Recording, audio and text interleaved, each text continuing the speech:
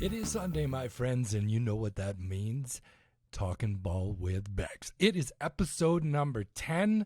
It's hard to believe we have made it to double digits.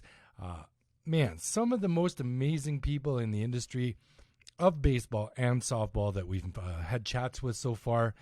Another one today, standing by 13-year MLB veteran and former Toronto Blue Jay and Montreal Expo, Mr. Rob Ducey.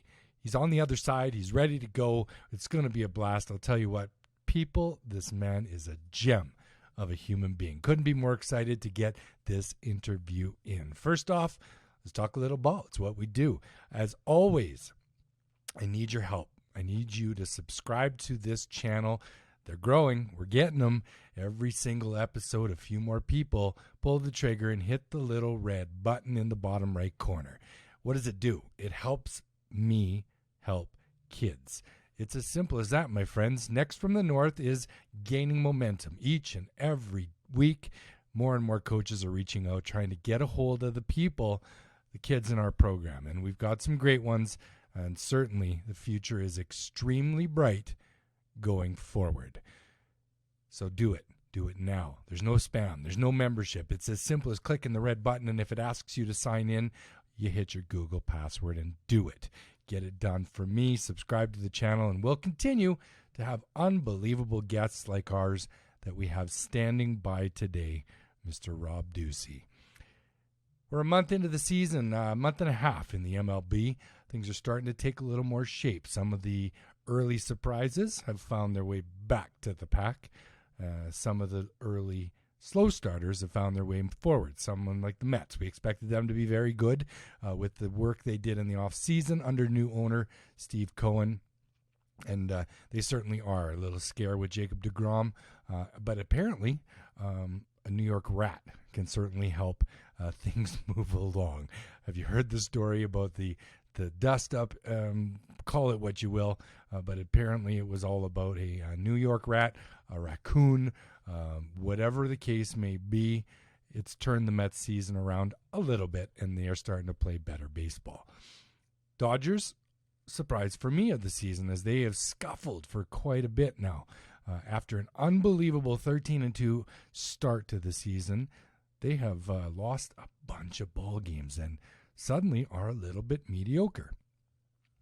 Not sure if that's going to last because, man, the lineup is as good as there's ever been, and I'm sure we're going to find out very shortly if the Dodgers will turn it around and be where we expect them to be at the top of that division, which currently couldn't be more surprising. The San Francisco Giants, a team everybody thought was in rebuild mode, has found a way to the top of that division, playing outstanding baseball, revitalization of people like Buster Posey, Evan Longoria, Brandon Crawford, and Brandon Belt. Just to name a few. Mike Yastrzemski, a great young player, and some others as well. Really, Kevin Gossman, what a turnaround story he has been for that team. And again, they lead the division. It's fun to watch. Oakland Athletics, Billy Ball continues to be money ball, and they continue to be a surprise each and every year. They seem to turn out pitchers like they're a dime a dozen, and somehow every single year they have guys that can literally pitch it at the top of the game, and they do it over and over and over, and once again, there they are back at the top of the division. The White Sox, as expected, clearly a very, very dynamic young team that will be contenders for many, many years to come. Yankees started to turn it around. Can't say I'm happy about that.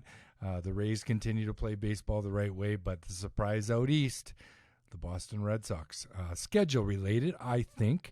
They have had numerous games against the Orioles, and the Tigers so far have yet to make a Western trip and have yet to play some of the upper echelon teams. They haven't played the Yanks, and they haven't played the White Sox at all. So beating up on some of the weaker sisters, and they continue to lead the Eastern Division. Forgot about the NL Central. The St. Louis Cardinals, after trading for Nolan Arenado, seem to be as good as they always tend to be, and they are dominating the NL Central. Our Canadian women's Olympic softball team has now been selected. Two amazing friends of the show. So proud of Ms. Joey Lai and Victoria Hayward as they will chase gold over in Tokyo in just a couple months' time. Hard to believe the Olympics are just around the corner, and man, we're finally going to get to see this group who clearly deserve everything they are about to reap. Again, a group of veteran, awesome ladies that are going to head over across the pond, and for my money, they're the favorites to bring home gold because they've been together for a very long time. Our pitching staff is stellar, led by Danielle Laurie, one of the greatest to ever play the game. The infield, again, with Joey Lai and Emma Ensminger, and our outfield, head by the captain, Victoria Hayward, who just plain rakes each and every time she takes the field. So, again, the excitement level is huge, seeing daily updates from down in Fort Myers, Florida. They had an unbelievable training camp playing teams from Italy, U.S., college teams, and they have been cleaning up, my friends. Our Canadian Olympic softball team is on the precipice of the top of the podium. It's exciting times. The Olympics are coming, and our softball team, mark my words, are going to bring home some hardware from the Olympic Summer Games 2021 in Tokyo. On the college scene, all kinds of excitement as we're getting ready for regionals, super regionals. Again, up top, the SEC continues to dominate on both levels. For my money, Vanderbilt going to be really, really tough to beat. They still hold the number 2 spot. Arkansas continues to be up there, and they've done an amazing job. But when you put Leiter and Kumar Rocker at the top of your rotation going into any type of playoff scenario, they have to be the favorites. And for my money, they will win the College World Series this year before those two guys hear their names called in June, number 1 and number 2, making them the first team to ever have the first and second picks in the MLB draft. On the softball side, again, regionals, super regionals just about to get underway. Some of the favorites, some of the powerhouses continue to be so. Teams like UW, teams like Arizona, Oregon and Oregon State, as always. From the east side, Florida, Notre Dame, all of the traditional powerhouses getting ready to do their thing in the regionals and super regionals and head to the College World Series. Real quick, just want to talk about another entity that I'm so very excited about, as we are finally going to get television coverage of softball and Athletes Unlimited. They had their first ever college draft just about a week ago. 12 new unbelievable athletes led by maybe one of the best to ever play the game is Rachel Garcia from UCLA. 2-time defending College Player of the Year and very possibly the best to ever put on a college softball uniform. She is now joining the Athletes Unlimited group, and we're pretty excited because for the first time, as mentioned, national television coverage of what is turning out to be one of the most amazing sports entities in North America. That's Athletes Unlimited and college softball. Professional softball being played on television for all of us to enjoy that amazing game. We're still in the COVID world up here north of the border, certainly in Alberta. Trying real hard to get time with the kids, get them out on the field as best we can in a one-on-one scenario. Again, it's challenging, my friends. We're doing our best, and hopefully the vaccines are starting to take effect, and we're going to see some game time for all of these amazing young athletes here in Canada that are hoping to just play some ball. It's Sunday, and we are here, episode 10. Mr. Rob Ducey, 13-year MLB veteran, former Blue Jay, former Expo, former Mariner. It's exciting times, my friend, so let's get after it. Thanks a lot for stopping by. You are talking ball with Bex from Gap to Gap and Coast to Coast. Rob Ducey coming at you, episode 10 right now. We're talking ball with Bex from Gap to Gap and Coast to Coast. As always, we are welcoming another superstar from the world of baseball to the show. It's episode number 10, double digits, and we have saved a very special one for this show, a 13-year veteran of the major leagues. Playing a total of 703 games, he was officially the first Canadian ever to play for both Canadian franchises and represent Canada in the Summer Olympic Games. He is a Canadian baseball legend, my friends, joining only Terry Poole and Larry Walker as winner of the prestigious Tip O'Neill Award and being inducted into the Canadian Baseball Hall of Fame. Legend is an understatement, my friends. It is an honor to welcome Mr. Rob Ducey to talk a little ball with Becks. Good evening, sir. Thanks a lot for stopping by. How are things down south in Florida? Oh, very, very good. Thank you for that introduction, David. That's I appreciate that very much. No, everything is going well. That's awesome. It's wonderful to see you, sir. For those of us up here in Canada that followed the game as long as I have and many others, we have some tremendous memories to get to from the years of with the Jays and the rest of your career as well. Rob, I wanted to touch a little bit on before you headed off to play professional baseball, because in that era, growing up in the Toronto area, there wasn't academies, there wasn't year-round baseball, there was very little coverage of Canadian baseball in general. So what was the process like for you to get into the big leagues as someone probably very unseen at the major league level down then? You know what? It was really, really quick.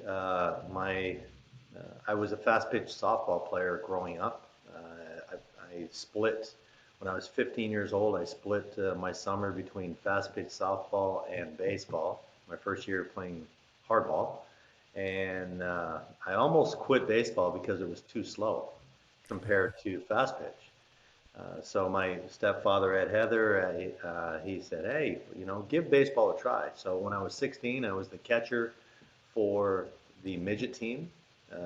15, 16-year-old team. I was a center fielder for the 17 to 21-year-old team, and I was the backup catcher for the senior league, the senior intercounty, for the 21 and older league.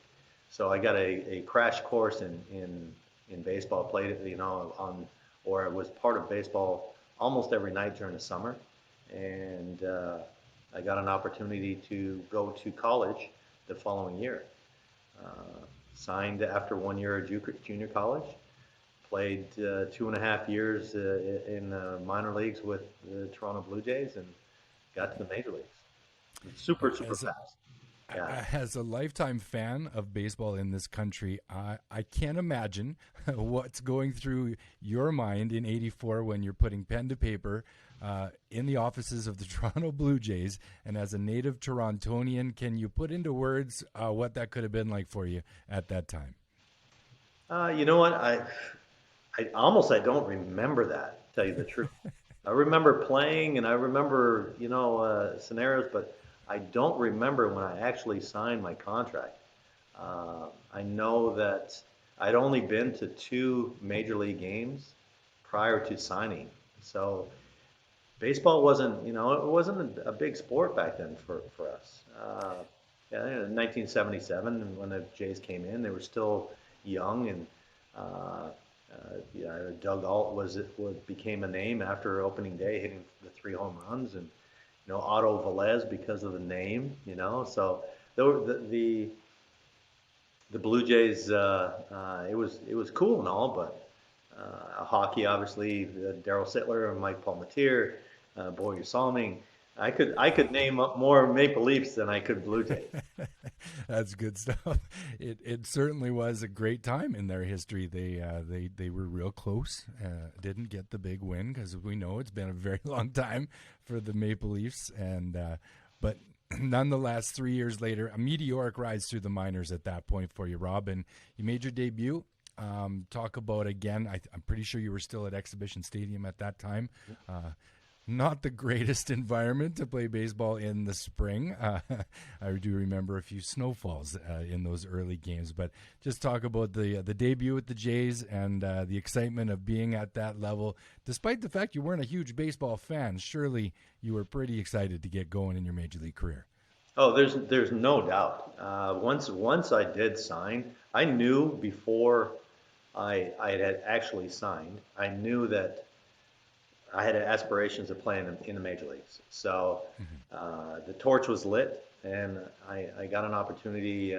May 1st of 1987 was my major league debut with the Blue Jays, and I played left field. We had 30,000 people there that night. The Blue Jays at that time were very good. Barfield, Bell, Moseby in the outfield, and at that time George and Jimmy Williams. They were kind of going back and forth as far as uh, him DHing a little bit more than he wanted to. He was the MVP of the American League in 1987, so I kind of don't blame him. He was the best player in the league. Yeah. So I got an opportunity to play that night. I got 3 standing ovations. I was the first Toronto-born player ever to play for the Blue Jays. And again, I was still 21 years old. So I think that uh, I would have appreciated it more if I was more mature, if I was a little older. And obviously, it was a whirlwind at that time, but I, I relish those memories and the opportunity to just get to that level. Yeah, talk about, you mentioned those three names, Rob, and had to be, again, as a 21-year-old trying to crack a lineup with maybe one of the greatest three-man outfields in the history of the game. Like, I'm talking three stellar baseball players in Shaker, Bell, and Barfield. Speak to kind of what you went through mindset-wise about trying to break into that outfield. Again, you had the help of Jimmy putting George at the DH spot, but at the same time, you're trying to make your own career. And man, there's three pretty good guys in the way. I think that for any professional player, if you are going to have a long-lasting career, you have to believe you're the best guy on the field, regardless of who's on the field with you or who you're playing against. When I took the field, I didn't worry about Barfield being the home run king and having the best arm in the game. Lloyd being an all-star, George Bell being the MVP. I didn't even think about that. I went out and I just tried to do what I could do and try to do what I could do to help the team win. So that's if I thought of that. Actually, I did think of that one time. I did. My very first week when I signed, I was the fourth outfielder. We had Eric Yelding, who led the National League in stolen bases with the Houston Astros. He was our center fielder. Darrell Landrum, who was 6'3", his knuckles dragged along the ground. He hit balls in the lights. And Brian Morrison, two-sport All-American fullback from Oakland, California. His legs were like this big. And it was, I called my dad, collect every Sunday. And I said, I don't belong here. I can't run like him. I can't hit the ball like him. I don't look like him.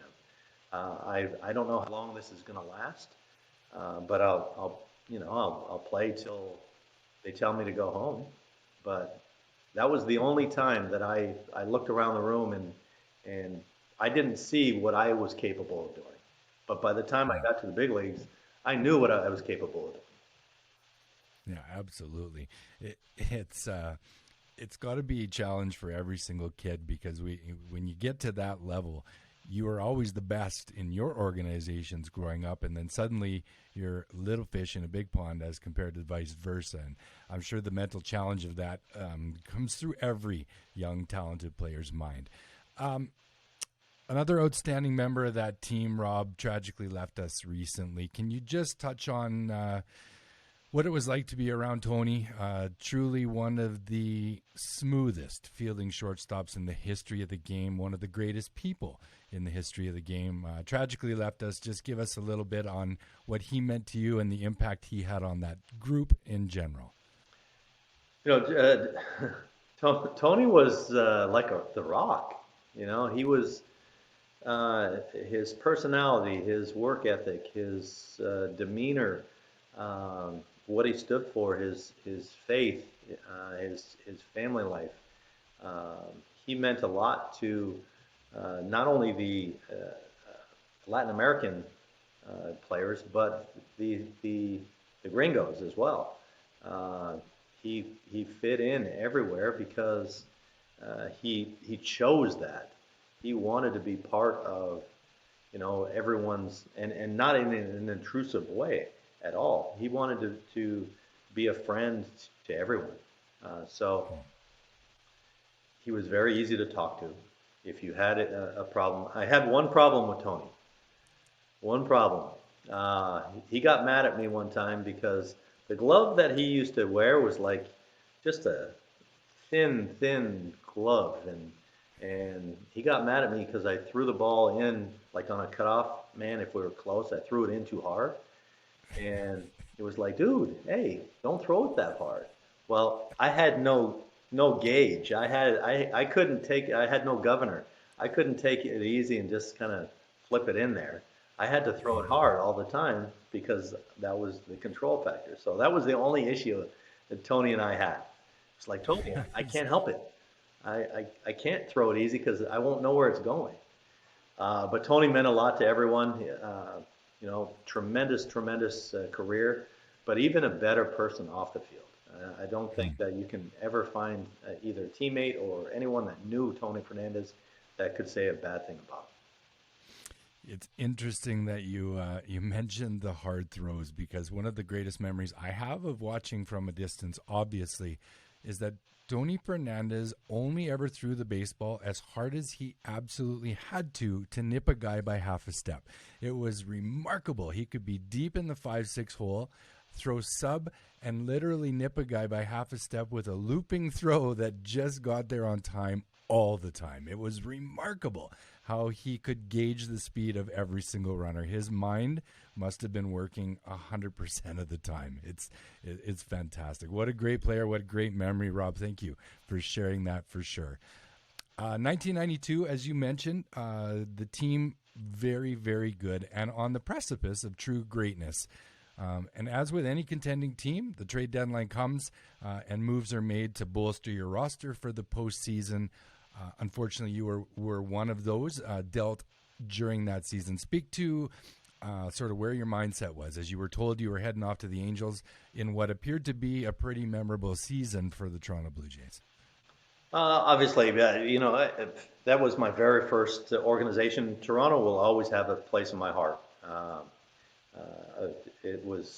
I grew up. I learned how to play the game there. And I'm talking about the professional game with the Toronto Blue Jays. The infrastructure that they had, the scouting that they had, the players that they had. I will always hold the Toronto Blue Jays in high esteem. Now, when I went from Toronto to, at that time, California Angels, it was kind of the penthouse to not quite the outhouse, but it wasn't what I was accustomed to. Toronto, from the clubhouse attendance to the 50,000 people every single night.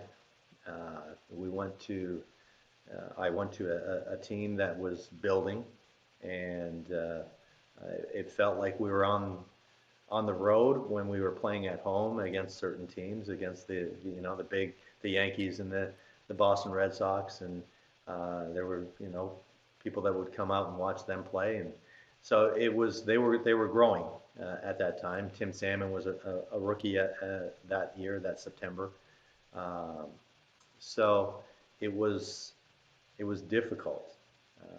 I remember meeting the team in Texas. I met the team in Texas, and the clubhouse managers, he said, what do you wear? I was like 2-in-1s, which in Toronto, I didn't wear stirrups. I had the stripe that was on the socks. So it was a 2-in-1. And wow, we don't have those. Then almost like, why even ask? Leather or stretchy belt? Leather. We don't have those. It's like, well, why even ask? So those were the types of things that I kind of ran into, but it was still the big leagues. Anywhere you play in the big leagues is still the big leagues. No question. Yeah, so, team travel, X, Y, Z. It was the major leagues. Rod Carew was our hitting coach, and it was Chuck Finley and Mark Langston. There were stars on that team. Burt Blyleven was on that team. So I got to meet, really, really nice guys. Jim Abbott was on that team, and developed some relationships that I still have today.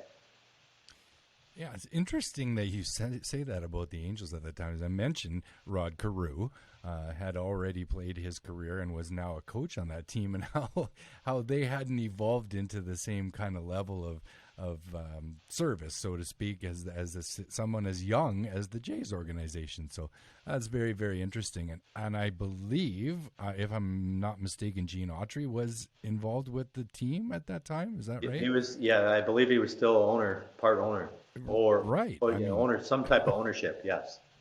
That's an iconic human being we're talking about right there, Gene Autry, for goodness sake. So that's something. Yeah.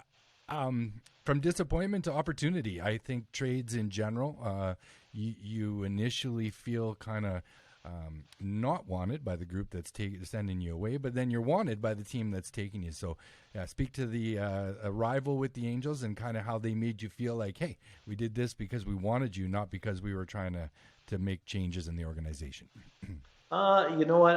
I did get a chance to play a little bit more there, but it wasn't. I think they wanted Greg Myers more than they wanted me, which is all good. Greg and I, we played rookie ball all the way up to A ball together in the big leagues together. Again, another player that had a tremendous career. I was a throw-in, kind of get a chance to play.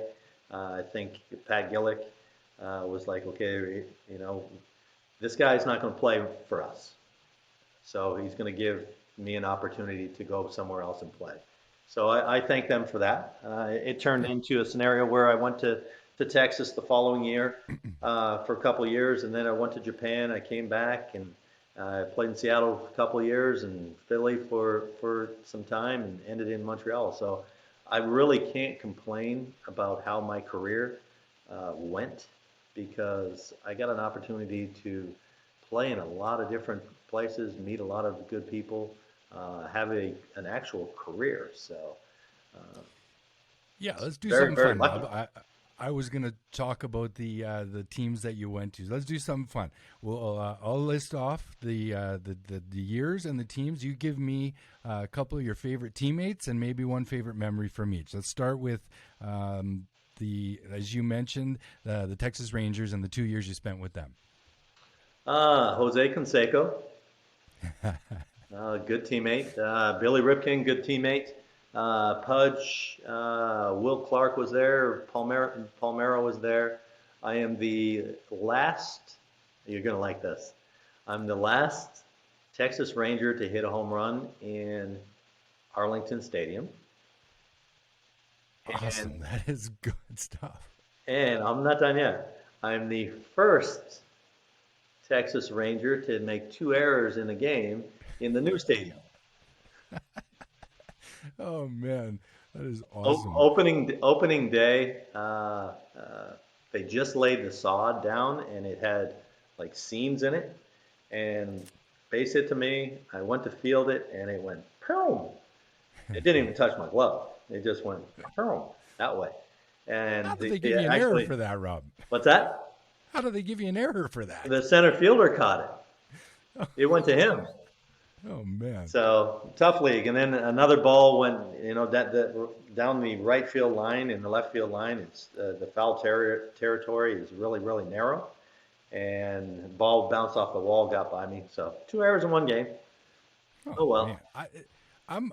I'm shocked, and I had forgotten that they have 2 brand new stadiums over the last 20 years, as they have, because they just opened another one. So yes. I didn't realize that there was a new stadium less than 20 years prior to that. So, man, that's incredible. On to Seattle Mariners in 97, 98. Easy one for me. I'll let you go. Who were the favorite teammates and the best memory from the Mariners days? Oh man, a lot of good teammates.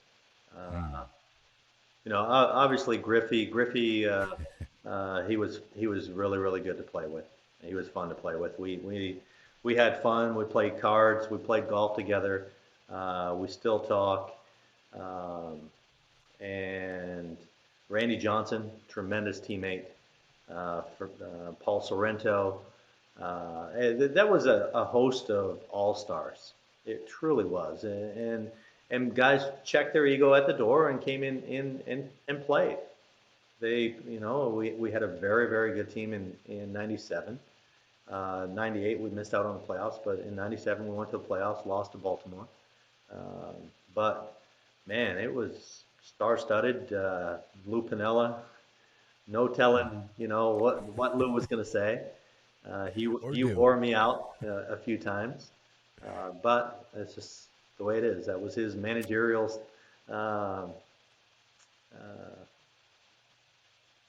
technique. That's his style. Yeah. I have to think the best thing about playing with Randy Johnson is not having to face Randy Johnson, probably, because for my money, the greatest lefty that we've ever had in this game. We actually missed somebody on the Rangers. I can't believe you didn't mention Nolan Ryan, because, again, holy smokes. Nolan only came in to pitch, came in and worked out the days he pitched. Or the day before he pitched. So I really didn't spend a lot of time with him. Okay. It was, and was it 97 his last year? I don't think he was there in 98. No, but in the 2 years prior, it would have been, again, just surreal to be around, one of the truly best to ever play the game. And you mentioned the kid. I have to ask, because in my money, he's my favorite of all time. I grew up on the West Coast watching him toil in the Kingdom. Just give us a perspective. You mentioned playing golf and still touching base with him today. What it's like to be around somebody that is truly maybe the best to ever play the game. Again, you don't really look at it that way. You look at the person. The relationship that you have with that person. It's not what he does. He's your teammate. Yes, he was one of the best players ever to walk on a baseball field. No question. As you sit back and you look at the body of work, but when he's your teammate and you're in trying to win games together and fight together and you don't really think of it that way, because then you're looking at that player and putting that player on a pedestal, as opposed to he's my teammate and we're gonna go to battle together. Right. Yeah. I'll share you a Griffey story. So he was struggling believe it or not, the year he hit 55 home runs, I believe.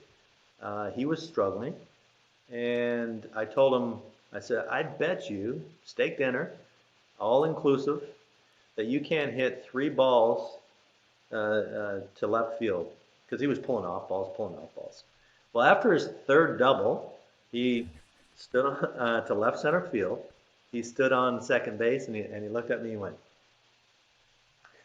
So he had the ability to do whatever he wanted to do on a baseball field, whatever he put his mind to. No question. And for me, I think what I was really looking is his joy, to me, exuded everything else that he did on the baseball field. His pleasure to be there was so prevalent. It was just remarkable to see the smile on his face. And again, it's easy when you're raking and things are going well, you're seeing the ball well, you're hitting it all over. It would have been interesting to see him during the time you mentioned when he was scuffling a little bit, although there weren't too many of those times. But for me, just his joy for the game is what supersedes all else as far as his impact on the game worldwide. Well, that was his solitude. He went to the baseball field and there was a barrier between him and the rest of the world. when he was on the field. So, in my opinion, that's what makes players really, really good is they have the ability to the problems are going to be there when the game is over, when the dust all settles. But while I'm here, this is what I'm going to do. Having to be able to separate church and state. Some guys can't do it. Yeah, some guys can't do it. They carry issues with them, and it affects their game. Where For sure. probably the best guys in the world, they have laser focus and they have the ability to tune in and to exactly what they're trying to accomplish. Yeah, I run a site that helps kids get recruited, Rob. One of the things I always tell my potential recruits is that the way you fail is going to be dictating whether or not you're going to find a deal or not. Because if you show failure and you show the disappointment that goes along with it, you're probably off a lot of the boards as far as the guys looking for, again, people that can separate it and continue to stay positive with body language and such, even when they fail, which is most of the time in the game of baseball. 99-2000, the Phillies, another sort of rebuilding situation, something from that year or those two? Oh my, yeah. Starting pitching, obviously Kurt Schilling was there, Yeah. but as far as teammates, they were young. Scott Rowland was there. Jimmy Rollins was there. Pat Burrow was there. Um, Ron Gant, tremendous teammate. Doug Glanville, another super guy. Bobby, did I say Bobby Ray? Bobby No. Ray was there. They had the nucleus of being very good. I know that I don't even know if Howard was in the minor leagues at that time. I don't think so, not yet. But they had the nucleus, and Terry Francona was the manager.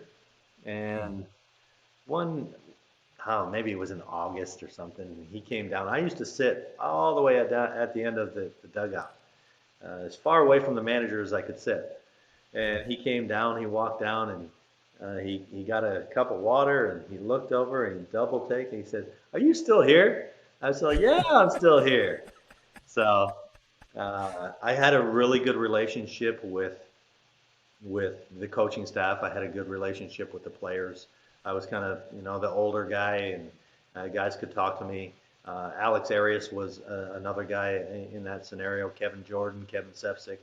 So those guys, Gary Bennett. There's a lot of really, really good guys in with that group. Awesome. It sounds like that was one of the fun ones for you, for sure. That Phillies group, you listed off a lot of really cool guys. Finally, with the Expos, again, place in my heart as a true blood Canadian, and another amazing group of guys. And what a team that was. Just talk about the short, a little bit shorter time, but with the Montreal Expos as they were sort of winding down their time in the league. Well, again, probably. Man, I played with so many guys that are now in the Hall of Fame. It's unbelievable. But Vlad, he would play video games like right up until the national anthem, and he'd be playing home run derby, and then as he'd be running out, putting on his stuff, and run out to right field, and have the ability to throw somebody out. He was absolutely amazing. Some of these guys were ridiculous of how good they actually were without even trying. It was just natural. They just got out of bed and could play. Vidro was a good teammate. Peter Bergeron was there. Brad Wilkinson was a young guy, and I actually ruptured my Achilles, and he took my spot, and we were playing against Atlanta, and Maddox was pitching. So I'm sitting there, and I'm telling him how to attack Maddox. This is what you need to do against him. He ended up getting a couple hits that day. So I'm 1-for-1 against Mr. Maddox, by the way. 1-for-1. Good Lord. And yes, with an RBI. But had you seen that hit, you would laugh. Was it a blooper over the? No, it didn't even get over Chipper Jones' head. So, Oh, jeez. so bases, no, bases loaded. Man on third, infield in, and I had seen Greg pitch, and I'm like, okay, I know he's going to throw that sinker away. Well, first pitch, he threw a cutter in on my hands, ball one, and I was like, okay, now he's going to throw the sinker. Well, he threw me another cutter, and it got me right about here, full swing, jammed me, popped it up. Chipper Jones ran back on it, but it ran out of steam, and he overran it. He ran too far, and it landed like it almost hit his back. So so 1 for 1 against Mr. Maddox. I was going to say, if you have insight on how you could have hit Greg Maddux, you could have sold that for millions, buddy. That's big knowledge, man. Nobody hit Greg Maddux at that time. Well, I tell you what, I didn't face him. I only faced him once, but I got a chance when I did play. I had to face, Nolan. You mentioned Nolan, but Clemens, Kevin Brown, Andy Bennis, Mike Mussina. Those types of guys are the guys that I had to face the most, and it wasn't easy, but I didn't take it. I was like, okay, game on.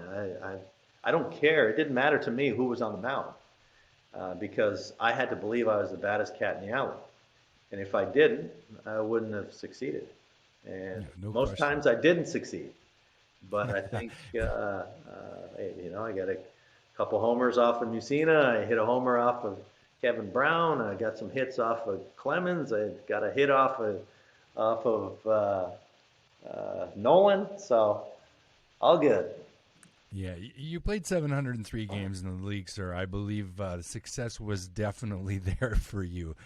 Don't sell it short 100%. And as you mentioned before, like you said, you had to believe that you were the best in there. Otherwise, you were dead before you even got into the batter's box. So, right. That's awesome. Everything I wanted from that little segment, Rob. Great memories, goosebumps all over for me throughout listening to the names of those unbelievable legends of the game. I didn't touch on 95, 96 because I wanted to specifically talk about the decision to head overseas. It's becoming a little bit more prevalent now. More guys are going over and experiencing the Japanese baseball experience. Take a minute and how the decision was come to and sort of how it was different over there. How was the experience being over playing in Japan? As far as the decision, it was kind of easy because we went on strike in '94. So I was in the minor leagues with Texas. I made the big league team out of spring training, got sent down. They went on strike. I got taken off the roster.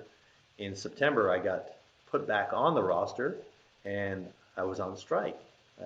So at the end of the season, I became a free agent. I got an opportunity. Someone asked me, if I had any interest in going over to Japan. I was like, oh, sure. I mean, we're not working here, so why not? And I actually, it helped me going over there. It was tough. It was very, very difficult. Probably the loneliest time as far as playing for me because there was only 2 other foreigners on each team. So it was very, very lonely as far as the time over there. We were there for 8 months. You didn't drive, you didn't come home, you didn't. The way of life was different. Their regime, their routine was like Groundhog Day every single day. But I learned a lot about myself. I learned a lot of discipline, and I was a better player when I came back.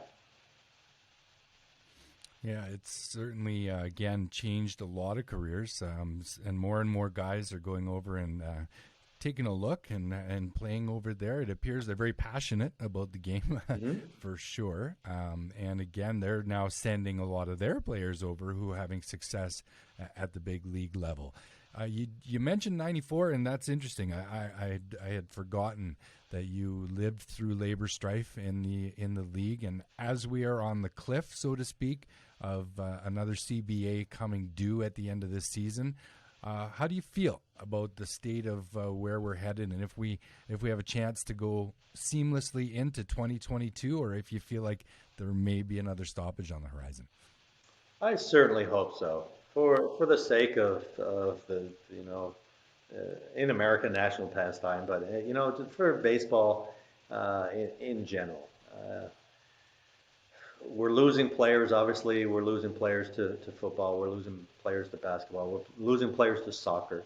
The grassroots programs are dwindling. Travel ball is kind of taking over. MLB is taking over the amateur ranks. It's kind of going on all different ways, and I really wish that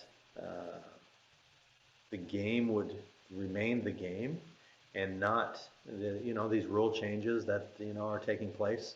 I think it takes away from the 162 games and the difficulty how difficult it is to win a world championship. Extra innings, you start with a man on second base. Well, those types of things. In some of these leagues, the bigger bases, you can only throw over twice. The shifts, guys aren't technology. I love the technology part though.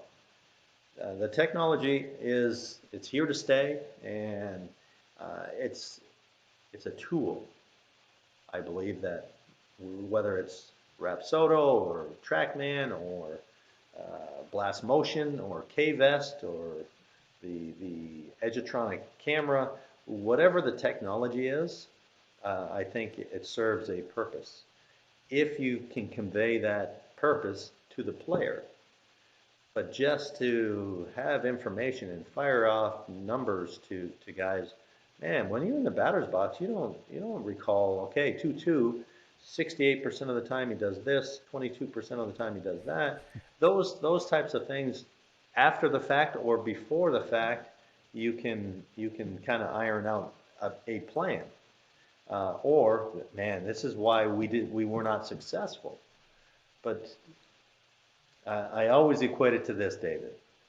If you give me tools and a pile of lumber and say, okay, I want you to build a doghouse, and you give a master craftsman the exact same tools and wood, and I want you to build a doghouse. Well, in a week you come back, my doghouse, no good, no bueno, no good at all. He's going to have shingles. He's going to be decked out. He might have a 2-story doghouse. Well, if you teach, this is where I think Major League Baseball is kind of missing the boat as far as the older type coach that's been there, done that, has the work ethic, has the relationship with the players. If the technology, if they had the patience to teach and help the older coach, now you have the best of both worlds. And I think that's where we're missing the boat. We're getting rid of, at the major league level, so many guys, the 50-plus guys, they're getting let go, they're getting put to pasture because they're old school. It's not old school, new school, it's the best school. What is the best for the player? And I think that some clubs are missing the boat. Other clubs aren't. No, you can't just blanket statement that everyone's doing it that way. But it just seems like a lot of people that I know, they get to a certain age and it's like, well, that experience is not valued as much as it had been in the past.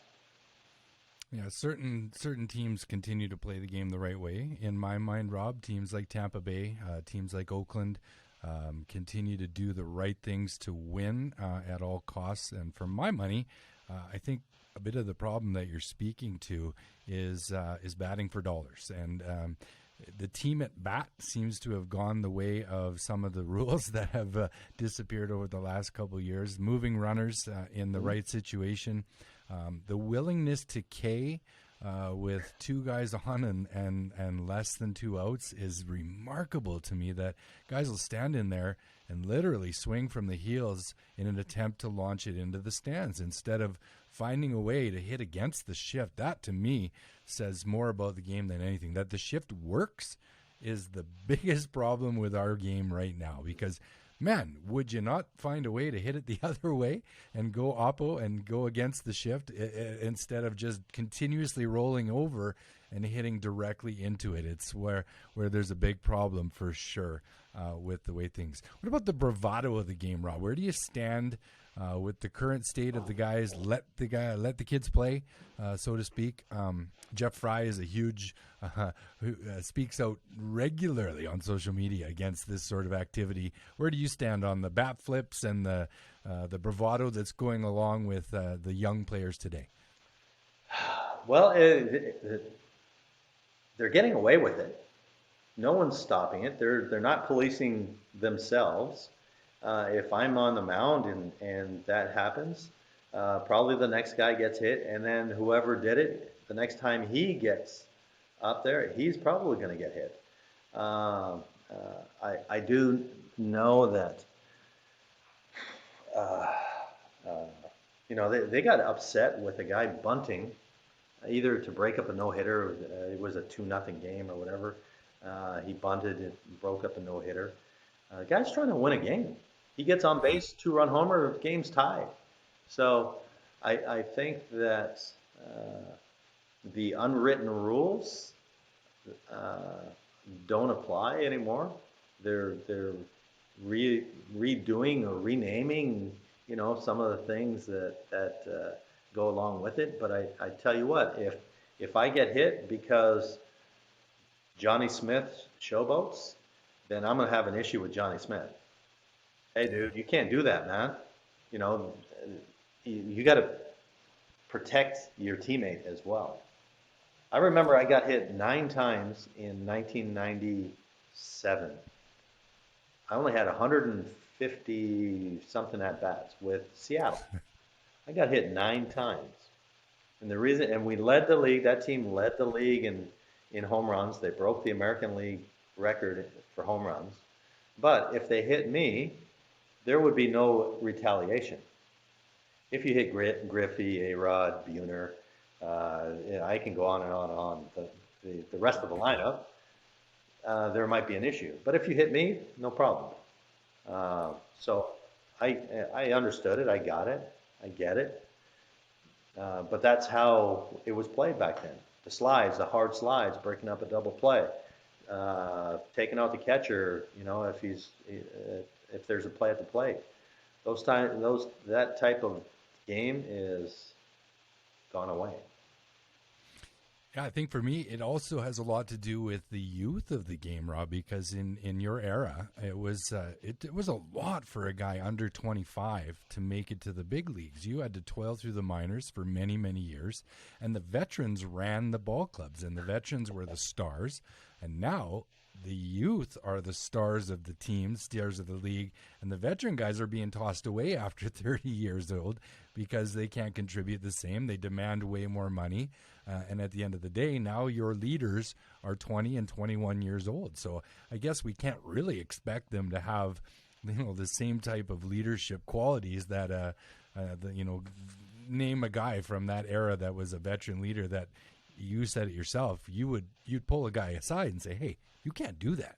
We're here to win ball games. And maybe that's kind of dropped by a little bit. I do enjoy the excitement, the entertainment value of some of these young guys and their excitement. Guys like Ronald Acuna, to me, he plays the game the right way. Watched him beat out a routine grounder to short that Didi Gregorius. He didn't dog it. He threw a seed, and the kid beat it out. So, I mean, that kind of thing certainly is prevalent today in the game as well. I did want to touch, Rob, before we get into kind of today's game, a little bit about your Olympic experience. You got a chance to go to the home of the Olympics in Athens, Greece. I can't even imagine how much that must have meant to put on the jersey, the Team Canada logo, and compete at the very highest level as far as amateur athletics go. Just speak to that whole thing, the 2004 Olympic Games in Athens, Greece. Well, I'm going to have to even go further back than 2004. I never got a chance to play for my country. Never got a chance to play for Canada as an amateur. And all the way, the rules stated if you were on the 40-man roster, you could never play for your country. I retired in 2002. I was at home coaching Little League and just kind of hanging out, playing golf a lot. And I got a call from Greg Hamilton and asked me if I had any interest in playing for the national team. I jumped at it. There was, of course, I had interest, but unfortunately, I couldn't run that well anymore. So I ended up getting both my knees done prior to, so I could contribute. Probably the best memories of baseball that I have are with the Canadian national team. It didn't matter Yankee Stadium and any major league team that I had. I would put, when we clinched the Olympic berth we were in Panama, and it was coming back from our game. We're on a bus and singing the national anthem with 20 or 30 people on the bus, and that was a moment in time that I will never forget. That was probably the highlight of my baseball career, that particular moment. It meant that much to me. Guys looked at me like, man, I was almost 40 years old. I've contemplated making a comeback because I did hit very, very well, and because I learned how to hit. I learned how to hit coaching Little League kids. I didn't know how to hit. Yeah, I didn't know all of those things as a player. I was just in the box competing. Yeah, I knew what I wanted to hit, but I didn't know from my toes to my nose what was supposed to happen. But when you're working with little Johnny, you have to explain to him from his toes to his nose what's supposed to happen. So prior to the Olympic qualifier, I was like, you know what, I'm going to give this a try. And it was amazing. I was hitting left-handed T1 at taxi drivers, and it didn't matter who was on the mound. I had a chance. I had like 50, just over 50 at bats, and 0 strikeouts. I did not strike out one time. This is off the couch, and guys are looking at me like, "How are you doing this?" It's because I learned how to hit, and so it was a tremendous experience for me. The Olympics, I can't say I've been part of 2 Olympics, and just having the ability to represent your country was tremendous. Yeah. What about other sports at that Olympic Games, Rob? Do you remember anything special that you did outside of the baseball world?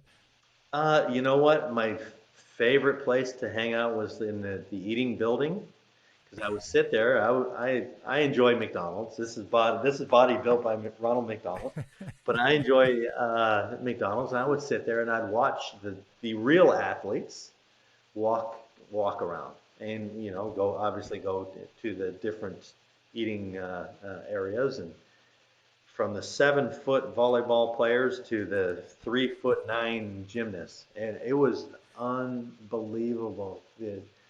Just watching here to there to there. So, do you remember the Jamaican track and field team? Correct, with Bolt and the others. Well, the morning after they won the gold medal, and he won the gold medal, or the afternoon after.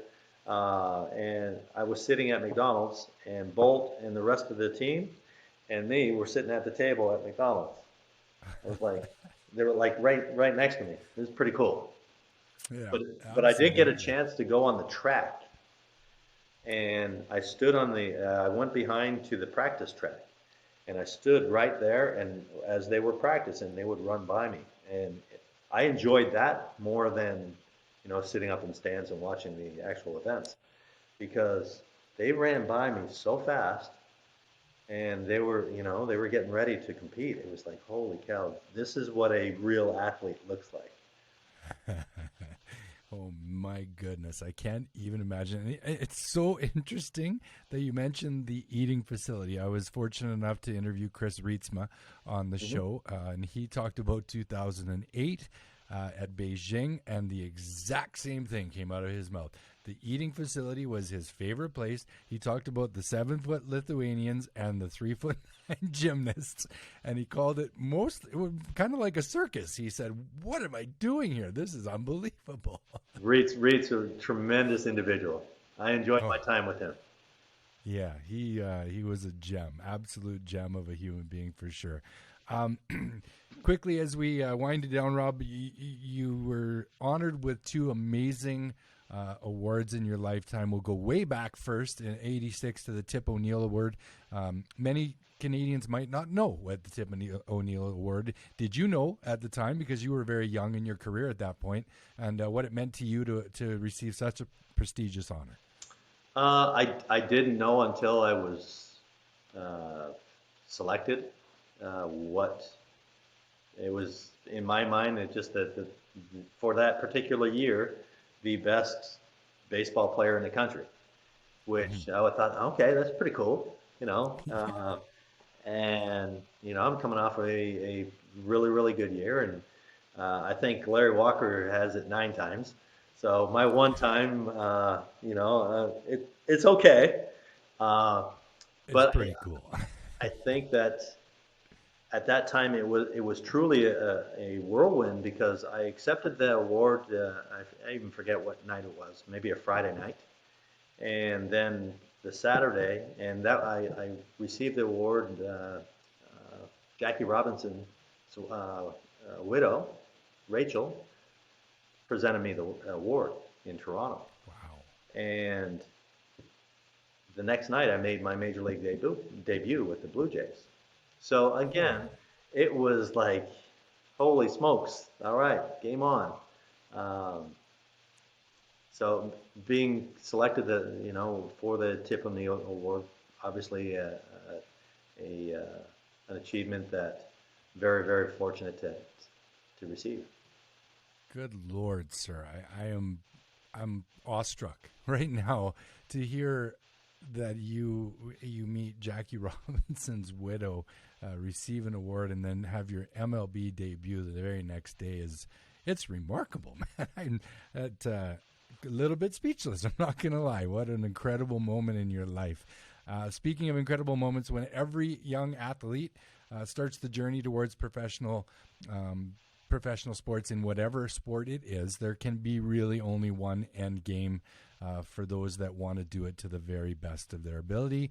That is the Hall of Fame.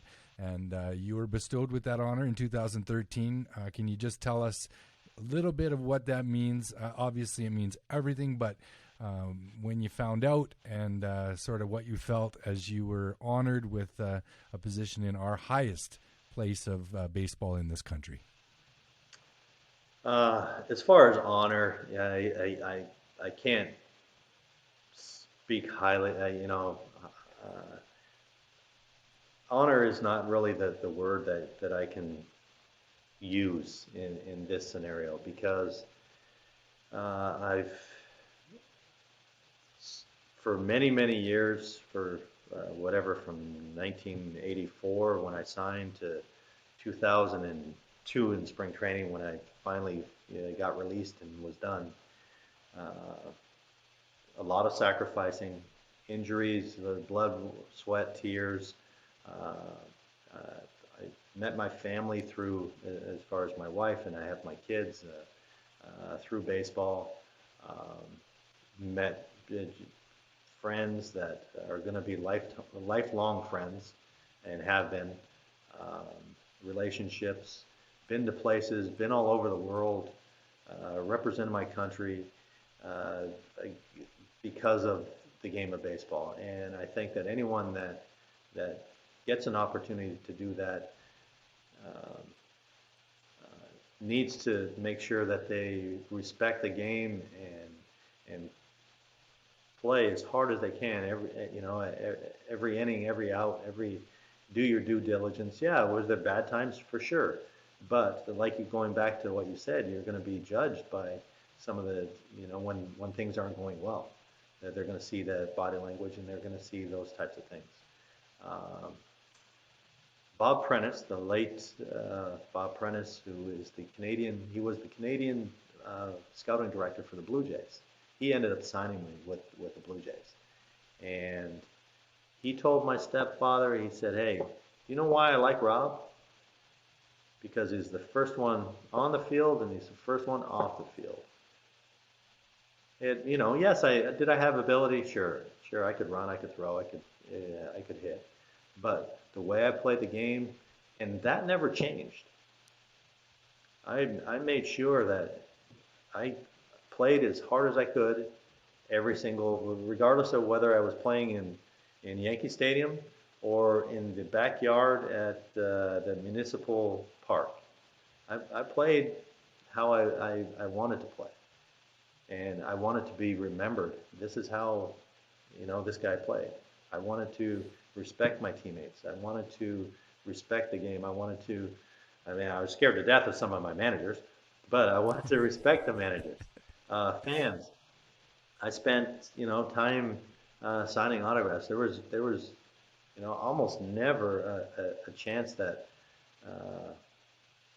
someone asked me for an autograph that I said, no, I can't do it. I don't have time. I'm going to here. No, I tried to spend as much time as possible. People send me stuff to my house that I sign. So the fans are very important, and they expect you to go out and play hard every day, win, lose, or draw.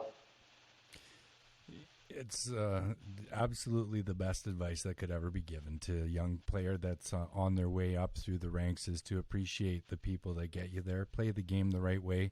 It is the one thing I remember about watching you play, Rob, is that no matter what the play was, you certainly came out of the box at full tilt at all times. As you're about to make the entrance to the Hall of Fame, I know as you speak to Hall of Famers in all sports, they dwell over the speech, writing it, and trying to have the most impact. Can you give us insight into what went into yours, what message you wanted to convey? And again, that's the crowning moment of a sport's life. And just give us an idea of writing that speech and how much you wanted to say in the short time that you had. Well, I think that I wrote it, rewrote it, and wrote it. I don't know, maybe 5, 6, 7, 8 times, and didn't use it. Oh, it's unbelievable. But I wanted to thank people. I wanted to thank the different people in my life for the opportunity, to whether it was starting with my family, my friends. Now, I had former teammates, like amateur teammates, guys I played with in Cambridge there. I had people that I went to high school that were there. My family were there. People that watched me play in Galt, they were there. Teachers were there. So it wasn't like, okay, I grew up in Alberta, all right, or I grew up in BC, or I grew up that's where I grew up. And so it was to see people from my past, and to have my family in attendance, to have my sisters and my parents there.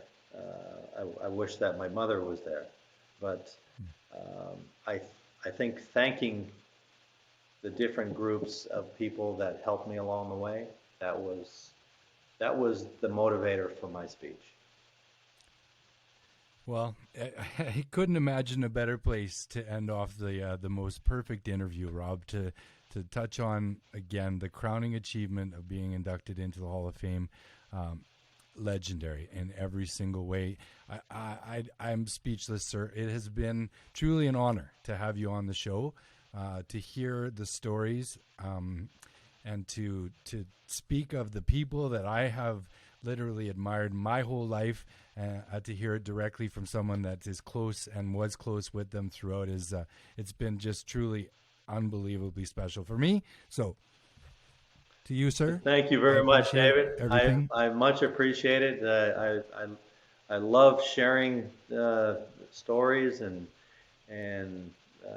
experience that I've gone through, and I know that you deal with a lot of young players. If I can just say something to those players, is treat every at bat like it's gold. Play every game like it's your last, and respect the game.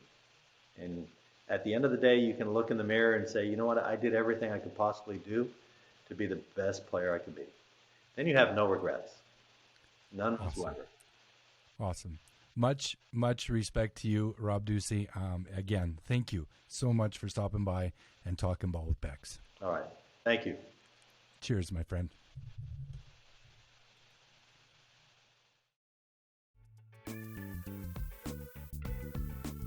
What an amazing guy, wasn't he? I couldn't have enjoyed that more. What a time interviewing Mr. Rob Ducey.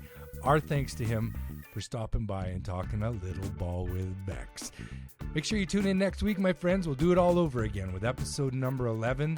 Current Minnesota Twin prospect catcher, former Okotoks dog LaRon Smith will be stopping by, and the director of catching from Area Scouts and current University of Minnesota Golden Gopher college coach Alyssa Reyna. So 2 more unbelievable guests.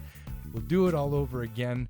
So make sure you subscribe to the channel. If you haven't done so already, do it now. And again, thanks a lot for stopping by. Talking ball with Bex from Gap to Gap and Coast to Coast. We'll see you next week.